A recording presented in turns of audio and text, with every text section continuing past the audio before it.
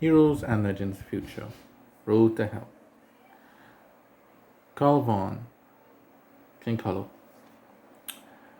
accompanied Calvin and Constantine Kincollo, along with Prophet Elam and John Johnson and John J.S., Nebaka and Niasu, and Dick Fons, the pathway to hell, to destroy and Sharon Manica, and Manica and Sharon, before they could break out of hell and rage hell across the universe again.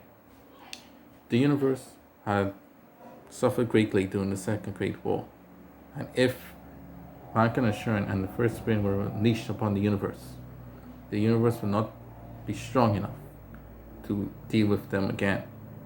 So Calvin Kincollo decided to settle his score with ensuring Manica and Manica and Sharon by ensuring that they are destroyed forever in hell. In order to get to hell, Prophet Elam and John Johnson both opened a portal to hell using their powers of the elders to do so. Prophet Elam felt very uncomfortable being a righteous man in the place where all the sinners go when they die. Still, they understand their purpose was very important, to save the universe for generations yet to be born. And so, as the band of heroes gathered together and they reached the portal, they saw a magnificent tall tower where Manica and Sharon was at top, and in the middle is Sharon Manica. Calvin Kincollo, and everyone else moved to fight off against Manican forces as the battle commenced. John Johnston, Nebaka, and Constantine Kincollo were to go after Manica and Sharon. Calvin Kincollo wanted ensure Manica for himself to end the rivalry, in which the score was yet to be settled. During the battle, Yasu will deal with Manica Sharon's cousin, York and Sharon, and John J.S. and Prophet Elam will deal with Saint Zama and Gosin, the two Manican loyalists that were responsible for all this chaos in the first place. And Dick Fons, with his rifle abilities, will deal with the pro archer Tashawn Jr. And it'll be Carl Vaughn to deal with Omega and his forces. Seeing that Omega had destroyed the most powerful woman in the universe single-handedly, as Star A of an Assurance, he thought his legend would go even further if he could destroy the leadership of the Kincollo here and now. And so he went first to challenge Carl Vaughn, who was the father of Carl Vaughn Jr., one of the heroes of the Second Great War. But Carl Vaughn Sr. was not having it. He refused to lose to such a worthless man, a traitor, the one that jumps to force in order to serve his own selfish gains. Someone as disloyal as you deserves to be in hell, and you will never defeat me. Omega said, "Feel my spear and shut up," as the two began to confront one another, and the tower to get to the Manicans was very, very well protected by a strong barrier that was hoisted up by strong energy. And as the battle continued, King Vaughn, hoping to serve his debt to Mike and Sharon, appeared in hell with his flaming spears and said, "Although I cannot destroy Manica, I will destroy Kincollo myself. Prepare to die, Calvin Kincollo." And Calvin Kincollo was fighting troops and Constantine. They had not yet reached the Manicans. And so Calvin told his brother Constantine, "Brother, let us work together one last time. Let us beat back King Vaughn hopefully we kill him. And Constantine agreed, and the two King Color brothers, once again united to face off, this time against King Vaughn. Constantine was questioning, however. He asked during the fight, "Brother, why did you say last time? Don't you not wish to survive and come out of this alive?" And then King Carlo, his brother Calvin, said, "Brother, don't you not see? Me and Inasu are destined for hell. I'm not going to hide my sins of my past. You and Prophet Elam are close. I want you to be the representation of our name in paradise." Constantine was stunned that his brother would say such a thing. But before he could try to reason with him, they had to deal with ferocious and powerful King Vaughn, who was a prime. And so that's the King Carlo brothers dealt with him. The power was magnificent. As Manica and Sean looked on from his high tower at this constant fighting, he longed for the day that he would be free, because he wanted his revenge against Uyui and those that had stopped him. While this was going on, Mike and Sean Manica was at the middle base of the tower, looking at the battlefield, wanting to seal the score with Calvin, King Carlo, and he shouted out, "King Vaughn, kill Constantine. Calvin belongs to me. Calvin belongs to me." And so King Vaughn would look and see, "Yes, my master." And then, however, he was being pushed back by the strong might, will, and bond of the King Carlo brothers. King Vaughn was not willing to risk his life to fight for Manica and Sharon, nor die and be trapped in hell, where he has a whole empire in the universe that is ready and poised to strike out. And so King Vaughn said, "This little skirmish should pay off my debt to Manica and Sharon." That's what he left, saying, "Where the man can live forever, well, as long as the King Carlo don't get to them first." And so he laughed and went through the portal and escaped from the pits of hell. With that, Constantine started racing towards the tower. This force, because of King Vaughn's defeat, was enough to weaken the shield around the tower, and so both the King Carlo brothers moved forward to crush it. As Calvin was trying to deal with Omega and his forces, he suddenly got a one-up on Omega, as Omega was trying to use his spear to stab him, and then Calvin dropped down low and whooshed up his sword, slicing the spear in two and landing a critical blow that killed Omega and ended his warrior reputation.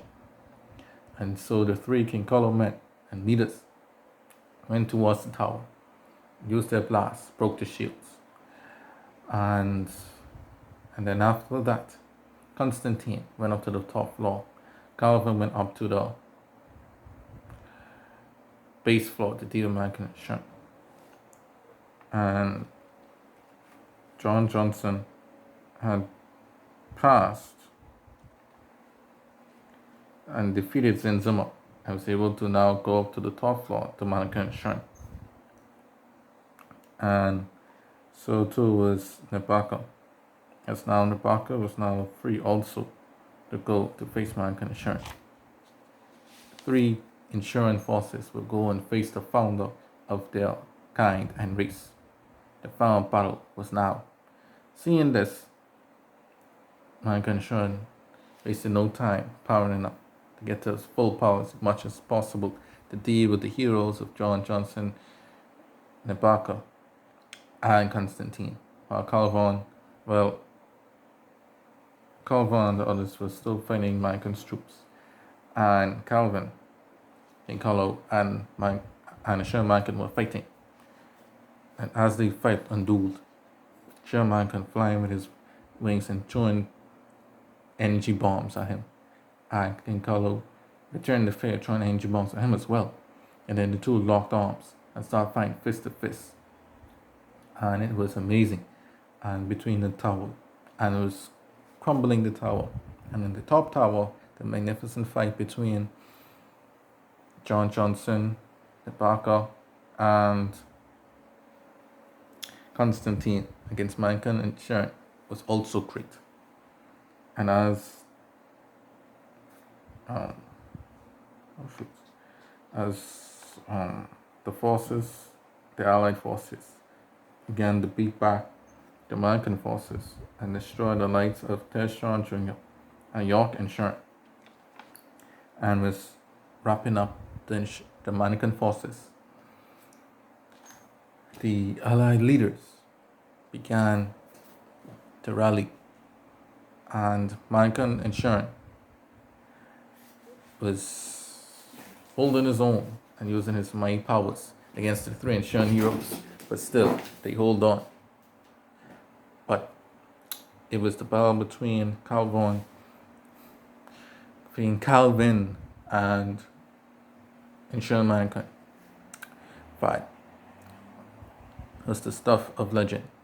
But in the end, Calvin Kincollo reached to the center, to the heart of Sharon Manica, and launched his most powerful blast directly at his heart, which nullified his demon form and turned back to his human form. Stunned and weakened, Sharon Manica was down on his knees and said, "Calvin Kincollo," coughing up blood. This is how we end. And then Calvin walking towards him, laughing, with another energy bomb in his hand, ready to throw it at him. He said, "Yes," in Sharon Manica, "this is how it ends. So long." And then he threw the energy bomb directly in front of Sharon Manica's face, blasted up, and Sharon Manica was instantly killed. And with that, he was no more. Now, Manica and Sharon was the last of his race. And as he could feel that the people of Manican Galaxy are now complaining that they were in flames, and now was rejecting the Manican rule and wanted to be free. And this, as he found out, weakened him slightly and discouraged him, that the people that he yearned for, that he fought for, and that he wanted to make gods were now rejecting him. This was the opening John Johnson needed for his full attack. The power of Scholastica launched his attack, and then Constantine launched his sword attack as well. And then the Barca used the sword of oblivion to trap Manica and Sharon in dark waters with angry sharks, bind them up. And then the tree and Sharon combined their might into a powerful blast. The Nautilus Johnson Kincollo blast. It was enough to defeat this demoniac defeating godlike being known as Manica and Sharon, and that the essence and spirit of Manica and Sharon had blown up and was destroyed, and the carcass, the body that he possessed, known as Rakao Yellow, was blown far, far away from the tower and from the area. It was over. At long last, the Manica name was no more, and the flames surrounding its galaxy had also disappeared, and the galaxy was now annexed by the Kincollo. No, it was annexed by the Naturalist Galaxy, sorry. And while the heroes were leaving hell, then Constantine met with Prophet Elam to discuss ways that he could go to heaven. Neasu, Nebaka, and Calvin stayed behind in hell as a strong demon horde was approaching, sensing the battle, and so the allies ran away. John Johnson and John J.S. But Calvin was told to go. He was stunned, and Dick Vance was urging him to leave as well. And he said, "Constantine's going to heaven. Lord Calvin, Why don't you God go with him?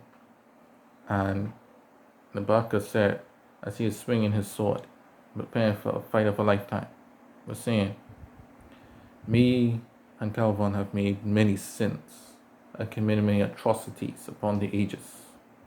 Heaven is the last place we'll ever go or ever see. You, Calvin, now this is Calvin talking. You must lead King Carlo as you see fit. The fate of King Carlo is in your hands. You are the future. And you must decide how King Carlo is to live, to fight, or to eventually die. And so the fans grabbed Calvin and took him out of hell and back to the pole, to back in the universe where they were implanting King Carlo. And as all the allies left, leaving Nasu, Nabaka's cousin, Nabaka, and Calvin King Carlo to face the demon horde, Calvin said, Nasu, is there still strength in that sword of oblivion? And Nasu said, yes, King Carlo. Do you have any more strength after you destroyed and shared mankind? And then he said, yes. And then now, the three of them prepared for battle, to fight for all eternity, facing demon hordes, the way that these conquerors, these legends, and these fighters wanted to go out. And thus, the old age of Manica and King Carlo and Yasu and Naturalist had fallen. Seeing this, by the time their nation would lead the Naturalist galaxy and the new territory of the Manica galaxy, they were forced to relinquish the Chaldean galaxy due to the Macedonian Empire's instructions. And so now the galaxy was now free and independent. And those Chaldeans that had survived the Manicans' invasion can now rebuild their galaxy completely under the appreciation and loyalty of Madonia. The end of an old age had finally come, and the future seemed bright for new generations.